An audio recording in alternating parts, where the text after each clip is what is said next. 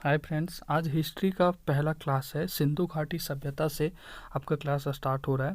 ये आप इस एक बार ये पूरी लेक्चर्स आप देखें, फिर आप कहीं से भी कोई भी क्वेश्चंस आप सॉल्व करें, आप कोई भी ऑब्जेक्टिव बनाएं, इससे बाहर नहीं आएगा, ये मेरा गारंटी है। आप एक बार देखें तो आराम से देखें, एक बार नहीं होता है तो एक बार आप पढ़ें, एक बार इसका नोट्स बना लें। अगर आप कमेंट करेंगे कि इसका PDF नोट्स चाहिए तो हम आपको प्रोवाइड करा देंगे, ठीक है। तो चलिए आज का लेक्चर स्टार्ट करते हैं। सिंधु घाटी सभ्यता जो है, सिंधु घाटी सभ्यता आपका 2350 ईस्वी पूर्व से लेकर 1750 ईसा पूर्व तक चलेगा। इसकी जानकारी हमें C14 पद्धति से मिलती है, ठीक है, C14 पद्धति से। सिंधु घाटी की सभ्यता के विषय में हमें विस्तृत जानकारी पुरातात्विक स्रोतों से मिलती है। पुरातात्विक स्रोतों मतलब जो पुराने स्रोत हैं पहले से, उससे मिलती है। किससे मिलती है? पुरातात्विक स्रोतों से। यद्यपि सिंधु सभ्यता काल के लोग लिखने की कला से परिचित थे, लेकिन उसे पढ़ा नहीं गया। वो लिखने की कला से परिचित थे, लेकिन उसे पढ़ा नहीं गया, ठीक है। सिंधु सभ्यता काल के लेख को अभी तक पढ़ा नहीं गया है, इसलिए सिंधु सभ्यता को अर्ध ऐतिहासिक काल की श्रेणी में रखा गया है। पूछ देता है कि किस श्रेणी में सिंधु घाटी सभ्यता है, तो आपको अर्ध ऐतिहासिक करना है, क्योंकि सिंधु घाटी सभ्यता को अभी तक पढ़ा नहीं गया है, इसलिए इसे अर्ध ऐतिहासिक काल की श्रेणी में रखा गया है। सिंधु सभ्यता की लिपि भाव चित्रात्मक थी। कैसे थी? भाव चित्रात्मक थी। सिंधु सभ्यता एक कांस्ययुगीन सभ्यता थी, ठीक है। सिंधु सभ्यता के लिए सामान्यतः 3 नामों का प्रयोग किया जाता है: सिंधु की सभ्यता, सिंधु घाटी की सभ्यता एवं हड़प्पा की सभ्यता, ठीक है। सिंधु सभ्यता को हड़प्पा सभ्यता कहकर पुकारा जाना अधिक उपयुक्त माना गया, ठीक है। सिंधु सभ्यता को 2 राजधानियां थी, हड़प्पा एवं मोहनजोदड़ो, ठीक है। हड़प्पा वर्तमान समय में पाकिस्तान में रावी नदी के तट पर स्थित है, ठीक है। वहीं मोहनजोदड़ो वर्तमान समय में पाकिस्तान में सिंधु नदी के तट पर स्थित है।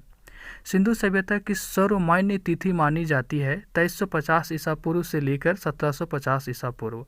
सिंधु सभ्यता की इस सर्वमान्य तिथि का निर्धारण रेडियो कार्बन C14 पद्धति के तहत की गई। सिंधु सभ्यता एक शहरी सभ्यता थी। सिंधु सभ्यता की प्रमुख विशेषता वहाँ की नगर निर्माण योजना थी। सिंधु सभ्यता काल में भवन निर्माण में ग्रिड पद्धति का प्रयोग किया जाता था। इस पद्धति का? ग्रिड पद्धति का। सिंधु सभ्यता काल में मकान के निर्माण में पक्की हुई ईंटों का प्रयोग किया जाता था। सिंधु सभ्यता काल में नगर की रक्षा हेतु उसे चारों ओर से दीवारों से घेर दिया जाता था। दीवारों के निर्माण में कच्ची ईंटों का प्रयोग किया जाता था। उसे मजबूत स्वरूप देने के लिए बाहर से पक्की हुई ईंटों का सहारा दिया जाता था। सिंधु सभ्यता का समाज मातृ सनातनात्मक थी। इसका अर्थ होता है कि समाज में महिलाओं की प्रधानता थी। सिंधु सभ्यता काल के लोगों का मुख्य खाद्य पदार्थ गेहूं एवं जौ था। सिंधु सभ्यता के उत्खनन से मानव की जो मूर्तियां प्राप्त हुई है वह ठोस तो वहीं पशु पक्षियों की जो मूर्तियां प्राप्त हुई है वो खोखली है। सिंधु सभ्यता के लोग मृतकों का संस्कार 3 तरीके से करते थे। अंतिम संस्कार जो होते हैं इस प्रकार हैं: पूर्ण समाधि, अर्ध समाधि एवं अग्नि संस्कार। सिंधु सभ्यता काल के लोग के धार्मिक जीवन में मातृ देवी की प्रधानता देखी जा सकती है। सिंधु सभ्यता काल में पेड़ पौधों में सबसे अधिक पवित्र पीपल का पेड़ माना जाता था।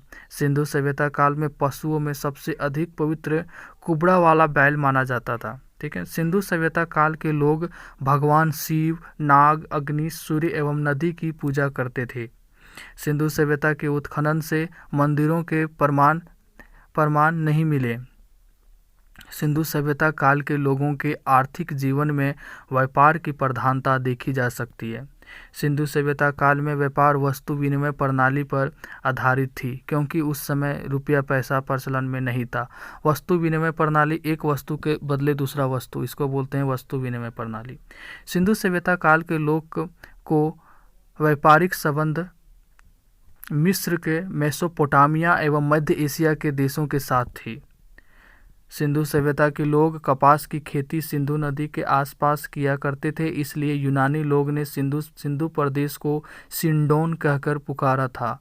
इसका अर्थ होता है कपास का प्रदेश। सिंधु सभ्यता काल में चित्रकला के क्षेत्र में सभ्यता लाल रंग का प्रयोग किया जाता था। उस पर काली रंग से चित्रकारी की जाती थी। सिंधु सभ्यता काल में मोहर का निर्माण सबसे अधिक संख्या में सेलखड़ी की सहायता से की जाती थी। इसके बाद पकी हुई मिट्टी की सहायता से मोहर का निर्माण किया जाता था। इसको पकी हुई मिट्टी को क्या बोलता था? टेराकोटा। इसको क्या बोलते थे? टेराकोटा। मोहर बेलनाकार, वर्गाकार, आयताकार एवं वृत्ताकार होते थे। टेराकोटा मिट्टी का बना हुआ सिक्का है जो सिंधु सभ्यता में था। पकी हुई मिट्टी को टेराकोटा कहा जाता था। मोहर पर सबसे अधिक संख्या में एक श्रृंग बैल की आकृति अंकित मिलती है। सिंधु सभ्यता का समाज समतावादी था। सिंधु सभ्यता के उत्खनन से लौह के प्रमाण नहीं मिले हैं। सिंधु सभ्यता काल के लोग दाल से प्रचलित नहीं थे। सिंधु सभ्यता एक त्रिभुजाकार सभ्यता थी। सिंधु सभ्यता का विस्तार क्षेत्र पूर्व में आलमगीरपुर यह उत्तर प्रदेश के मेरठ जिले में है, हिडन नदी के तट पर स्थित है। पश्चिम में सुतका गेंडोर या दक्षिण बलूचिस्तान में दास नदी के तट पर स्थित है। उत्तर में भाड़ यह जम्मू कश्मीर में चिनाब नदी के तट पर स्थित है। दक्षिण में दैमाबाद यह महाराष्ट्र के अहमदाबाद नगर जिले में स्थित है। सिंधु सभ्यता के 3 स्थलों से अग्निकुंड के प्रमाण मिले हैं, कालीबंगा, लोथल एवं बनवाली। ठीक है, चलिए हड़प्पा में क्या है? हड़प्पा के बारे में सर्वप्रथम जानकारी 1826 ईस्वी में चार्ल्स मैसन ने दिया था। हड़प्पा वर्तमान समय में पाकिस्तान के पंजाब प्रांत मोंटगोमरी जिले में रावी नदी के तट पर स्थित है। मोंटगोमरी। हड़प्पा का उत्खनन काल 1921 ईस्वी में दयाराम साहनी ने जॉन मार्शल के निर्देश पर प्रारंभ किया। हड़प्पा के उत्खनन से दो टीले प्राप्त हुए, पूर्वी टीले एवं पश्चिमी टीले। पूर्वी टीले को हम नगर टीले के नाम से जानते हैं, तो वहीं पश्चिमी टीले को हम दुर्ग टीला के नाम से जानते हैं। हड़प्पा के उत्खनन से एक कब्रिस्तान प्राप्त हुआ है जिसे समाधि R37 नाम दिया गया। हड़प्पा के उत्खनन से मजदूरों के आवास, कुम्हार के मट्टी के अवशेष एवं कांसे की बनी हुई बैलगाड़ी जैसे खिलौना प्राप्त हुई है। मोहनजोदड़ो, इसको क्या बोला जाता था? मृतकों का टीला। मोहनजोदड़ो का अर्थ होता है मृतकों का टीला। मोहनजोदड़ो को हम सिंध के नकरिस्तान के नाम से भी जानते हैं। मोहनजोदड़ो की खोज 1922 ईस्वी में कौन किया था? खलाल दास बनर्जी ने किया था। मोहनजोदड़ो वर्तमान समय में पाकिस्तान के सिंध प्रांत के लड़काना जिले में सिंधु नदी के तट पर स्थित है। मोहनजोदड़ो की सबसे बड़ी इमारत अनागार मानी जाती है। अनाज संग्रह करने का स्थान अनागार।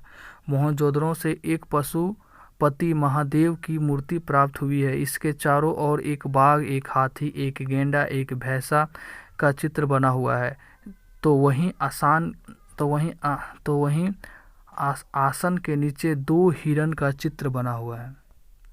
मोहनजोदड़ो के उत्खनन से एक स्नानागार, एक सभा भवन, एक कांसे की बनी हुई नृत्यांगना, एक सूती कपड़े का टुकड़ा, एक तांबे का बना हुआ कुबड़दार बैल एवं एक घर से कुएं की साक्ष्य प्राप्त हुए हैं। चंदहुदड़ो 1931 ईस्वी। चंदहुदड़ो वर्तमान समय में पाकिस्तान के सिंध प्रांत में सिंधु नदी के तट पर स्थित है। चंदहुदड़ो का उत्खनन कार्य 1931 ईस्वी में गोपाल मजूमदार के निर्देश में प्रारंभ हुआ था। चंदहुदड़ो का उत्खनन से लिपस्टिक के प्रमाण मिले। चंदहुदड़ो के उत्खनन से गुड़िया निर्माण करने के कारखाने प्राप्त हुए। इससे हम मन का निर्माण करने के कारखाना के नाम से भी जानते हैं। चंदहुदड़ो के उत्खनन से एक कुत्ते द्वारा बिल्ली का पीछा करते हुए पदचिन्ह प्राप्त हुए। आइए अब लोथल लोथल 1957 से 1958 के बीच। लोथल वर्तमान समय में गुजरात के अहमदाबाद जिले में भावनगर भोगवा नदी पर स्थित है। लोथल का उत्खनन काल 1957 से 1958 ईस्वी में रंगनाथ राव के निर्देश में प्रारंभ हुआ। सिंधु सभ्यता काल में घर के दरवाजे पीछे की तरफ खुलते थे, लेकिन लोथल एक ऐसा जगह है जहां जैसे घर के दरवाजे सड़क की ओर खुलने के प्रमाण मिले हैं। लोथल सिंधु सभ्यता कालीन बंदरगाह था। इसे हम नगर पतन के नाम से भी जानते हैं। लोथल से फारस के नाप तोल के पैमाने प्राप्त हुए हैं। पहले ईरान को फारस कहा जाता था। लोथल से गोदी के प्रमाण मिले हैं। नाव के रुकने वाले स्थान को गोदी कहा गया है। यह पकी हुई ईंट की सहायता से बनी हुई है। इस स्थल की खोज S.R. राव ने की थी। लोथल से युगमित समाधि प्राप्त हुई है जो स्त्री पुरुष की है। लोथल से चावल के प्रमाण मिले हैं। लोथल से एक चित्र प्राप्त हुई है। उस चित्र में एक वृक्ष के टहनी पर पक्षी बैठी हुई है। वही वृक्ष के नीचे एक लोमड़ी खड़ा है। यह चित्र चलाक लोमड़ी का कथा से मेल खाता है। कालीबंगा 1953 ईस्वी। कालीबंगा का अर्थ होता है काले रंग की चूड़ियाँ। कालीबंगा वर्तमान समय में राजस्थान के गंगानगर जिले में घग्गर नदी के तट पर है। कालीबंगा का उत्खनन काल 1953 ईस्वी में बीबी लाल एवं B.K. थापड़ के निर्देश में प्रारंभ हुआ था। कालीबंगा से हल की सहायता से जोते गए खेत के प्रमाण मिले हैं। कालीबंगा से अलंकृत ईंटें प्राप्त हुई है। कालीबंगा से भूकंप आने के प्राचीनतम साक्ष्य प्राप्त हुए हैं। बनवाली 1973 से 1974 ईस्वी। बनवाली वर्तमान समय में हरियाणा के हिसार जिले में स्थित है। बनवाली का उत्खनन काल 1973 से 1974 ईस्वी में रविंद्र सिंह बिष्ट ने निर्देश में प्रारंभ हुआ। बनवाली से मिट्टी का बना हुआ हल जैसा खिलौना प्राप्त हुआ। बनवाली की नगर निर्माण योजना शतरंज के बोर्ड के समान थी। रोपड़ 1953 से 1956 ईस्वी। रोपड़ वर्तमान समय में पंजाब के रोपड़ जिले में सतलज नदी के तट पर स्थित है। रोपड़ का उत्खनन काल 1953 से 1956 ईस्वी में यंगदत्त शर्मा के निर्देश में प्रारंभ हुआ। किसके? यंगदत्त शर्मा। रोपड़ के उत्खनन से तांबा की बनी हुई एक कुल्हाड़ी प्राप्त हुई। रंगपुर 1953। रंगपुर वर्तमान समय में गुजरात के काठियावाड़ जिले में भादर नदी के तट पर स्थित है। रंगपुर के उत्खनन से धान के भूसी के प्रमाण मिले हैं। देश की आज़ादी के बाद भारत में सबसे अधिक उत्खनन कार्य गुजरात की धरती पर हुई थी। रंगपुर का उत्खनन कार्य 1953 ईस्वी में रंगनाथ राव के निर्देश में प्रारंभ हुआ। सुरकोटड्डा 1964 ईस्वी से रिलेटेड। सुरकोटड्डा वर्तमान समय में गुजरात के कच्छ जिले में स्थित है। सुरकोटड्डा का उत्खनन कार्य 1964 ईस्वी में जगपति जोशी के निर्देश में प्रारंभ हुआ था। किसके? जगपति जोशी। सुरकोटड्डा के उत्खनन से घोड़े की अस्थियां प्राप्त हुई है, लेकिन सिंधु सभ्यता काल के लोग घोड़े जैसे जानवर की महत्ता से अपरिचित थे। Dholavira located in Kutch Gujarat. कहाँ है धोलावीरा? कच्छ गुजरात में। 1990 से 1991 के बीच में। धोलावीरा का उत्खनन 1990 से 1991 के बीच में रविंद्र सिंह बिष्ट के निर्देश में प्रारंभ हुआ था। धोलावीरा सिंधु सभ्यता का सबसे नवीनतम एवं बड़ा स्थल माना जाता है। धोलावीरा से जल निकासी के सुंदर प्रमाण मिले हैं। धोलावीरा से सबसे बड़ी लिपि के वर्ण प्राप्त हुए हैं। धोलावीरा के सुरक्षा गृह जैसे संरचना प्राप्त हुई है। सिंधु सभ्यता के पतन के निम्नलिखित कारण माने जाते हैं: विदेशी आक्रमण, प्रशासनिक कमजोरी, जलवायु परिवर्तन, अग्निकांड, जलधारा में परिवर्तन, आर्थिक पतन या बाढ़। ओके, आज सिंधु घाटी सभ्यता खत्म हुई। आपको कैसा लगा कमेंट में बताइएगा। नेक्स्ट टॉपिक आपके सामने अगली बार लाएंगे। तब तक के लिए बाय।